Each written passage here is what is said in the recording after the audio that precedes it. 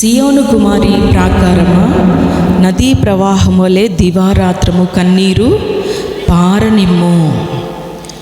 దేవుని బిడ్డలమైనటువంటి మనకి తెలియచేస్తున్న మాట ఏంటంటే, సియోను కుమారి దివారాత్రము కన్నీటి ప్రార్థన చేయాలని, విరామము కలుగనీయకము అంటున్నారు. అంటే ప్రతి దినము కూడా మనం చేయాలి. ఎందుకొరకు చేయాలి, ఎవరి కొరకు చేయాలో రాయబడుతుంది. చదువుదాం. నీ కంటి పాపను విశ్రమింపనీయకము, నీవు లేచి రేయి మొదటి జామున మొర్రపెట్టు. ఏ సమయంలో మొర్రపెట్టాలట? రేయి మొదటి జాములో. మనం ఎవరి కొరకు మొర్రపెట్టాలని దేవుని వాక్యంలో రాయబడుతుంది? హల్లెలూయా. మన యొక్క బిడ్డల ప్రాణము కొరకట ప్రతి దినం ఉదయకాలంలోనే లేచి మన చేతులను ఆయన తట్టు ఎత్తి ప్రార్థన చేయాలట. హల్లెలూయా. ఈ విధంగా తెలియజేయబడుతున్నటువంటి మాటలు ఎందుకొరకు, వారి కొరకు, ఆ బిడ్డల కొరకు ఎందుకు ప్రార్థన చేయాలంటే, ప్రతి వీధి మొగను ఆకలుగొని వారు మూర్ఛలిపోతున్నారు. అంటే అపవాది అనేక విధాలైనటువంటి భయంకరమైనటువంటి రోగములకు, వేదనలకు గురి చేస్తూ చిన్ననాటిలోనే బిడ్డలను మృంగివేయాలని చూస్తున్నాడు. కనుక వారి యొక్క ప్రాణాల కొరకు తల్లులమైనటువంటి మనము ప్రతి దినము కూడా ఏం చేయాలట? కన్నీరు కార్చి ప్రార్థన చేయాలి. రేయి మొదటి జాములో మొర్రపెట్టే అనుభవం కలిగి ఉండాలట. హల్లెలూయా. ఎలాంటి మొర్ర? నీళ్లు కుమ్మరించినట్లుగా ప్రభు సన్నిధిలో మన హృదయాన్ని కుమ్మరించాలి. ఒక స్త్రీ ప్రభు సన్నిధికి వెళ్ళి ఇలాగ మొర్రపెట్టిందంట. మొదటి సమూయేలు గ్రంథంలో 1వ అధ్యాయంలో మనకందరికీ తెలిసినటువంటి సుపరిచితమైనటువంటి స్త్రీ ఎవరంటే హన్నా తనకు కలిగిన వేదనను బట్టి దేవుని సన్నిధికి వెళ్ళిందంట.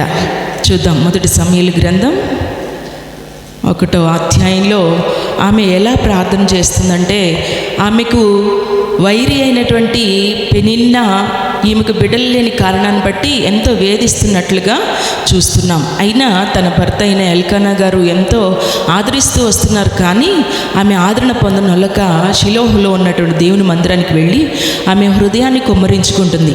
ఎలాగ కుమ్మరించుకుంటుంది? బహు దుఃఖాక్రాంతురాలై వచ్చి యెహోవా సన్నిధిలో ప్రార్థన చేయించు బహుగా ఏడుస్తుంది. ఎలా ఏడుస్తుందండి? బహుగా దుఃఖపడుతుందని దేవుని వాక్యం రాయబడుతుంది. అందుకనే నీవు లేచి రేయి మొదటి జామున మొర్రపెట్టినప్పుడు దేవుని సన్నిధిలోకి నీ మొర చేరుతుంది అనడానికి ఈ ప్రార్థన ఒక ఉదాహరణగా మనకు కనబడుతుంది. ఆమె దేవునికి మొక్కుబడి చేసుకుంటుంది. ప్రార్థన చేస్తూ చెప్తుంది అనమాట. ఏమని? సైన్యములకు అధిపతియగు యెహోవా, నీ సేవకురాలనైన నాకు కలిగి ఉన్న శ్రమను చూచి నీ సేవకురాలనైన నన్ను మరువగా జ్ఞాపకం చేసుకుని, నీ సేవకురాలనైన నాకు మగపిల్లను దయచేసిన ఎడల వాని తల మీదకి క్షౌరపు గతి ఎన్నటికి రానియక బ్రతుకు దినములన్నిటను నీకు అప్పగించుకుంటానయ్యా. హల్లెలూయా. ఏమని మొక్కుబడి చేసుకుంది ప్రభు సన్నిధిలో?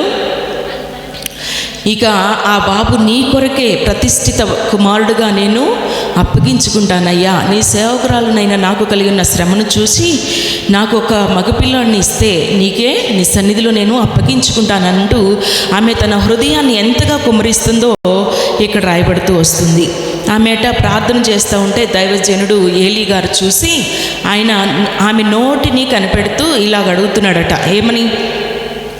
ఏలీ, ఆమె మత్తురాలై ఉన్నదనుకుని, ఎంతవరకు నీవు మత్తురాలువై ఉంటావు? నీవు ద్రాక్షరసమునైనను ద్రాక్షారసం ఒకవేళ తీసుకున్నావేమో దానిని తీసివేయమని చెప్పగా హన్నా అంటుంది, అది కాదు నా ఏలినవాడా, నేను మనోదుఃఖము గలదాననై అన్నాను. ఏ దుఃఖము? మనోదుఃఖము. అందుకని సియోను కుమారి ప్రాకారమా, నదీ ప్రవాహం వల్లే మనము కన్నీరు కార్చి ప్రార్థన ఈమె కూడా మనసులో ఒక దుఃఖం కలిగి ఉంది, ప్రార్థన చేస్తుందట. నేను ద్రాక్షరసమును కానీ మద్యమును కానీ పానం చేయలేదు, కానీ నా ఆత్మను యెహోవా సన్నిధిలో కుమ్మరించుకుంటున్నానని సెలవిచ్చింది. యెహోవా సన్నిధిలో కుమ్మరించుకున్నటువంటి ఆ స్త్రీకి దైవజనుడు చక్కటి శుభవచనాన్ని తెలియజేస్తున్నాడు. ఆ మాటను చదివి ఈ వాక్యాన్ని ముగించుకుందాం. అంతటా ఏలి దైవజనుడు చక్కటి మాటను అమ్మా, నువ్వు ఇప్పటి వరకు దేవుని సన్నిధిలో చేసిన ప్రార్థన దేవుడు విన్నాడు గనుక నీవు క్షేమముగా వెళ్ళు, నీవు క్షేమముగా వెళ్ళమ్మా. ఇశ్రాయేలు దేవునితో నీవు చేసుకునినటువంటి మనవి ఆయన నీకు దయచేయునుగాక అని ఆమెతో చెప్పగా, వెంటనే ఆమెకు ఒక ధైర్యం. ఇశ్రాయేలు దేవునితో నీవు చేసుకున్న మనవి ఆయన నీకు దయచేయునుగాక అని సెలవిచ్చారు. ఆమె అతనితో, నీ సేవకురాలనైన నేను నీ దృష్టికి కృపనొందునుగాక అనేను. ఆ తర్వాత ఆ స్త్రీ ఇంకా దుఃఖంగా ఉండడం మానేసింది. అందుకనే విలాప వాక్యంలో ప్రభు సన్నిధిలో, ఆయన సన్నిధిలో నీళ్లు కుమ్మరించినట్లుగా మన హృదయాలు, మనమందరం కూడా మన కుటుంబాల క్షేమం కొరకు, మన బిడ్డలందరి కొరకు మన హృదయాలు కుమ్మరించుదుము గాక. ఆమేన్. హల్లెలూయా.